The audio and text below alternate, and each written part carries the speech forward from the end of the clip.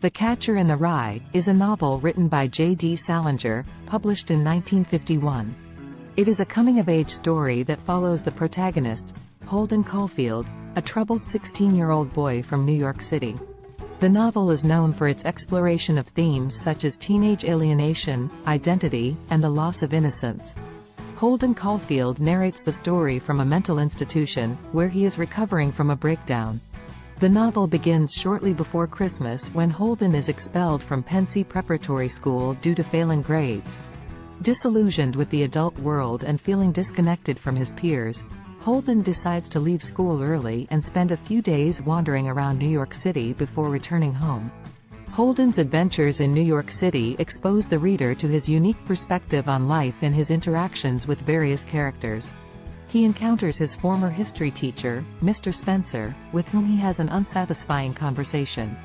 He also spends time with an acquaintance, Ackley, and his roommate, Stradlater.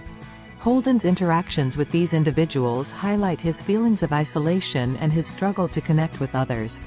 Throughout his journey, Holden frequently reflects on his younger sister, Phoebe, whom he deeply cares for and sees as one of the few innocent individuals left in the world. Holden often fantasizes about being a catcher in the rye, protecting children from the corrupting influences of adulthood. This recurring motif symbolizes his desire to preserve innocence and shield others from the hardships and complexities of the adult world. Holden also has encounters with a prostitute, Sunny, and an old friend, Sally Hayes. These interactions further emphasize his disillusionment with the adult world and his yearning for genuine human connection. As the story progresses, Holden's mental state deteriorates, and he becomes increasingly erratic and unstable. The novel culminates with Holden visiting his sister, Phoebe, after running away from school. During their conversation, Phoebe insists on running away with him, but Holden refuses, realizing the impossibility of his dream to protect her and others from growing up.